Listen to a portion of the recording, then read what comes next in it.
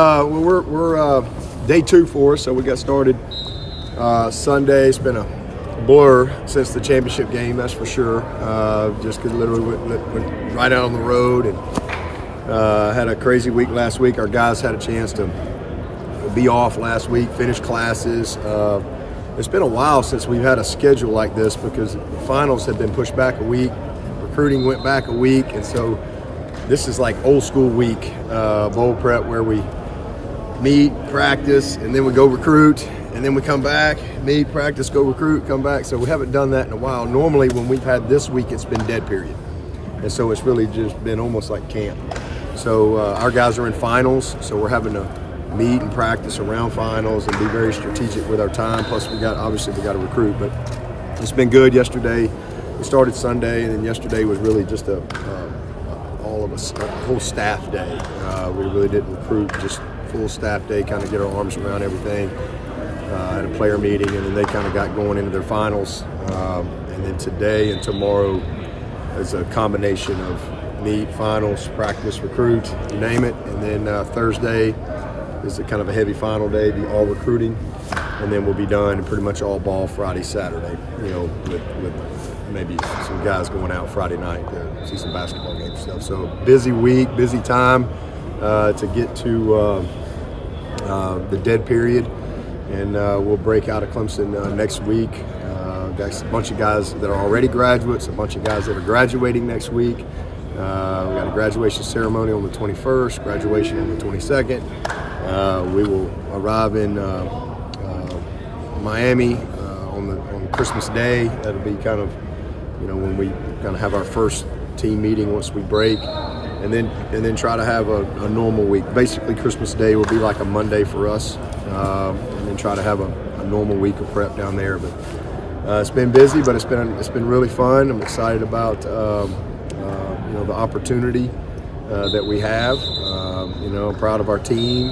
10-2 regular season, a good year, really good year, and 11-2 and ACC champs, a great year. And we got a chance to be 12-2 and have a special year. So that's really what we're trying to do, is accomplish this last goal. And if we do that, it would be a special year. But a lot of work to do between now and then, on and off the field. So excited about getting back going with some practice shells today, full pads tomorrow. We'll get a lot of the heavy lifting done this week, and then kind of taper it down and really try to get the plan done before we get down to Miami. And then, when you get down there, it's really busy. You try to just polish. So excited about that. And then everybody's here, player-wise. The only one that is going to go ahead and go pro is Miles Murphy. I think y'all know that already. Does he put that out? I'm not sure if he's the only one not here, but he's gonna turn pro, and excited for his opportunity. He's gonna be a great pro, and certainly appreciate everything he did here, and wish him well. But everybody else is here and ready to roll. Got a few guys in yellow today that a couple of them just sick, and another one coming off a little minor procedure. Be back here in a couple days, so in a good spot there. Guys are excited and ready to roll. And obviously everybody heard the news about Coach Mike Leach, and offer our condolences and our prayers to his family, especially his wife. I only had an opportunity to be around him on a couple of occasions. He was on a couple when he was at Nike school a couple of times, and he was on a couple of the Nike trips with other coaches, and that was really when I had the most opportunity to be around him. Just like you would perceive him, hilarious, great, just a great perspective. And, again, a guy that I haven't spent a lot of time with outside of maybe a social setting, but have always admired. I know a lot of people who know him and have worked with him. And just a guy I've always respected because he's one of the great innovators of the game, and one of those guys that believed in how he did things and really didn't really worry about what everybody else thought. He was kind of a pioneer in the way he believed things should be done, and didn't really waver from that. But just college football and football in general, and we'll miss him. And I know he had an impact on a lot of people's lives, so really just want to lift up his family. Coach, I guess with DJ and Wiles out, you're down to the two Hunters as backups. How will you kind of divide up the reps there? Yeah, glad we got Hunter. Glad he came on board. He'll be our 2, and he's been the 3 all year, and he'll just move up to 2, and Hunter will be the 3, and then we'll get Trent Pierman a little bit more work. He's done a really good job on our scout team all year, back-to-back Gatorade Player of the Year. I mean, this is a kid that's got some ability, and so he'll get maybe a little bit of work, but so that's what we got. Did DJ's decision surprise you at all? No. The only thing, I mean, it's just it's a product of, it's a consequence of the rules the way they are right now. Because he really didn't want to leave. I knew he was leaving, whether he was going to go pro or whatever. He really, wanted to go pro, and I think he's just come to the conclusion that he really needs another year. He's got his degree. He's graduating next week. So I knew he was going one way or the other, but he really wanted to finish. He really wanted to play. He wanted to be there with his team. He wanted to be, but the way the rules are set up, it doesn't really allow you to do that because you've got a very little small window here where he's got to figure out what he's going to do. So this kind of is what it is. But thankful for DJ and love him and appreciate him. I mean, he's a graduate in 3 years. He's been one of the greatest kids that have come through here, one of the most respected players and leaders, and he'll be back for the banquet and all that stuff. But he's a graduate of Clemson. He's a 2-time ACC champion, and honestly, we probably don't win the division his freshman year without him. Stepping in for us and against BC, and we definitely don't get to Charlotte this year without him, and so. I'm thankful for him. He's been a great ambassador for Clemson, and just know he's going to do great things. He's got a lot of great football in front of him, and then really obviously proud of Cade and how he stepped in and how he's grown and developed, and he's had a front row seat to really see the good and the bad of what it's like to be a quarterback at this level, and so. Excited to see him have his opportunity to get his first start on the big stage and compete against a really good team. I know you haven't been around the guys all that much since the championship game. How do you think they'd handle the transition? Because DJ was such a leader, such a beloved guy among us. Oh, great. I mean, we just getting going Sunday. They had last week. They all knew. I mean, they handled it during the game. Yeah. Everybody handled it during the game, and so it's these guys are all competitors and they all understand the game, and Cade's an easy guy. It's not like he's some hard personality. He's an easy guy to get behind. Dabo Simpson definitely playing. Oh, Trenton's here, but he's hurt.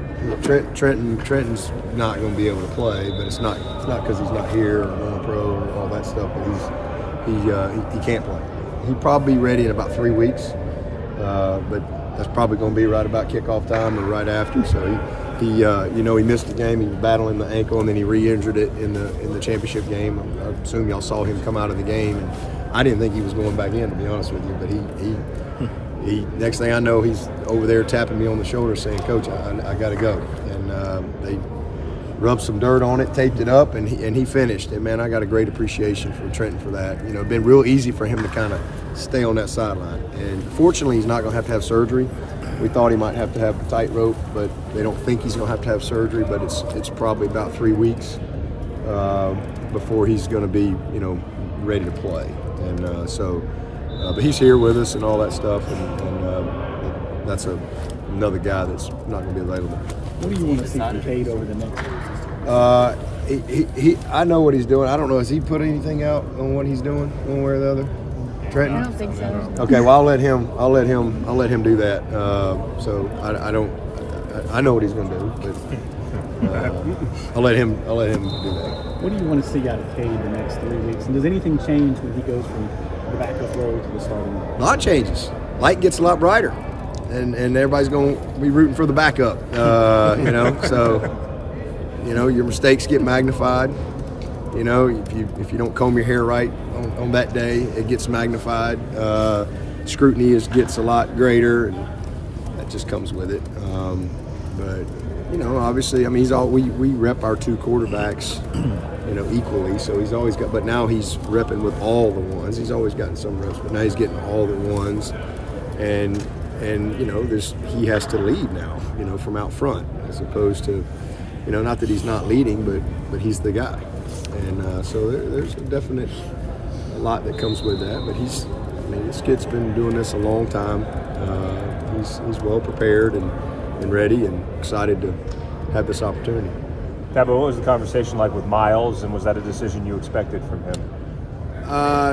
Easy conversation. I mean, he I think contemplated things, whether or not he was going to come back or go pro or whatever, and then whether or not he was going to play in the game. I think all of those things weighed heavily on him. He didn't make a decision on a whim. That's not who he is. He's a very if you get to know Miles is a very deep guy, and he's got a great family and a lot of support around him, and so he really took his time to think through it. Just we gave him all the information, and that's what we do, and then make a decision and split decision to keep moving. But not surprised. I mean, he's gonna, he's a great player, and I think will be a pretty high draft pick, and I think he's going to test well and work out well and meet well and all those things, and be a great player for a long time. With players all over the country opting out of bowl games that aren't playoff games, you kind of have to convince your guys that these are just not exhibition games, or these bowl games still mean something. At least maybe this generation doesn't appreciate what the Orange Bowl used to mean. Do you have to convince them the Orange Bowl is something special? Well, I mean, I think that there's a part of that. I mean, we didn't have anybody opt out last year, and we've got one this year. So I think this is the first time we've ever had a guy opt out since maybe in 20 years since I've been at Clemson. And I don't remember anybody not playing, and so I mean, I don't really have to. I haven't had to do a lot of convincing.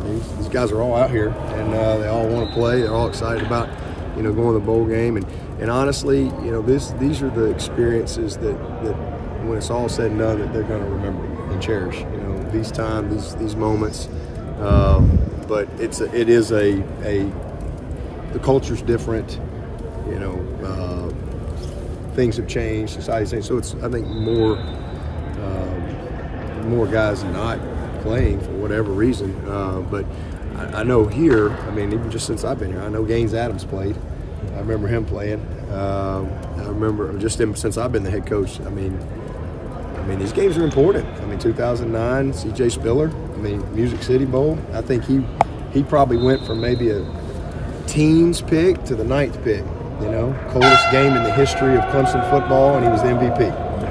The Bills are probably up there going, okay, I like him a little bit more now, right? And it was the 10, Daquan, the Bronco Nagurski winner up there. We were a 6-win team. He finished with his guys. And, I don't remember who we had in 11. Do we have anybody in 11? 12 was Nuke Hopkins. Y'all think Nuke Hopkins is a first rounder without that dominant performance he had against LSU? Probably not.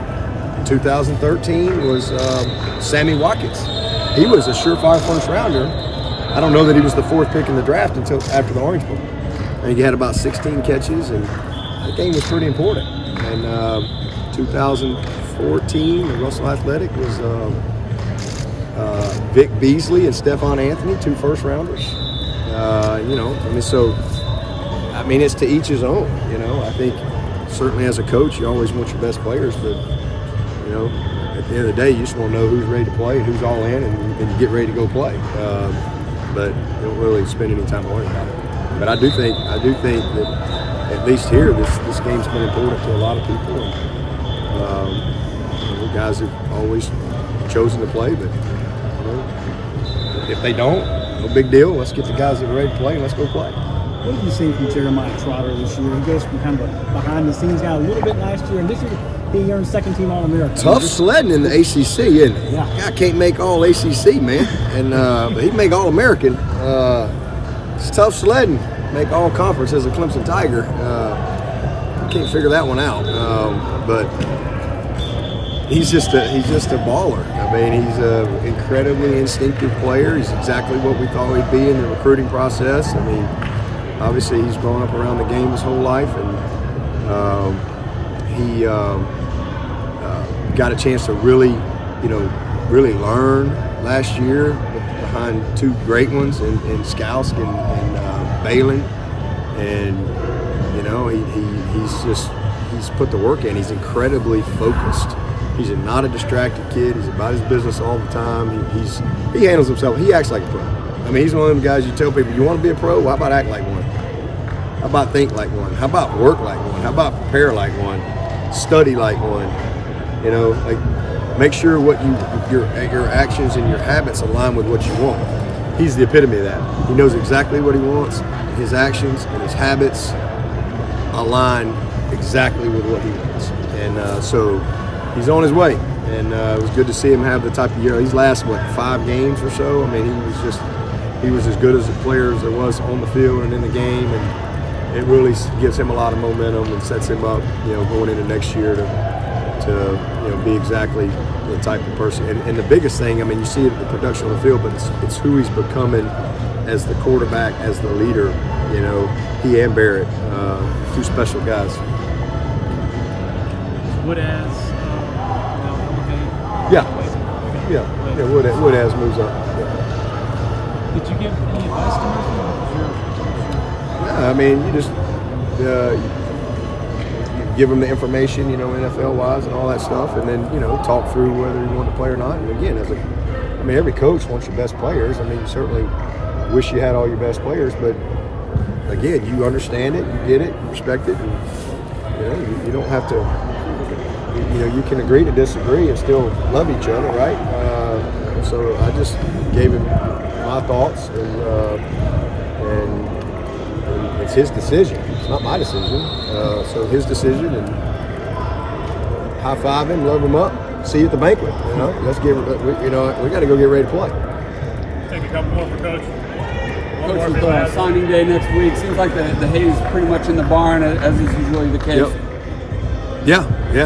He's pretty much in the barn. You got maybe the door's cracked a little bit. Maybe we can stuff a little bit more in there. But today, in our world now, right? It's every day in college football from a roster management. Every day is a new day when it comes to roster management. So there is no. I mean, today we're in a really good spot.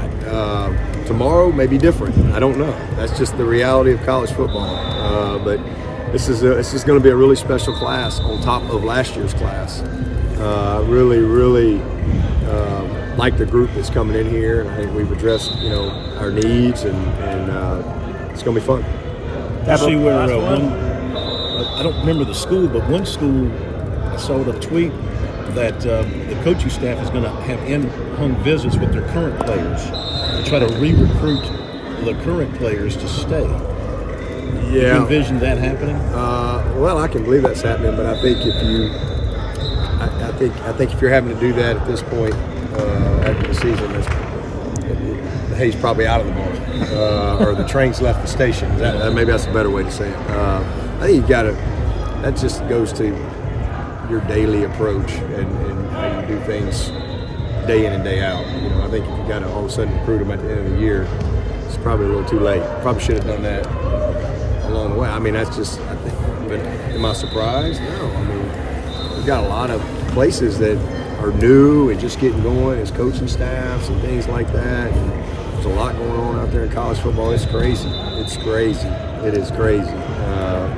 And, a lot of young people aren't going to have a place to go, which is the sad part, but that's the way it is. And just keep going. I'm just worried about Clemson. And, we're in a good situation here. All right. Thank you, Coach. Okay.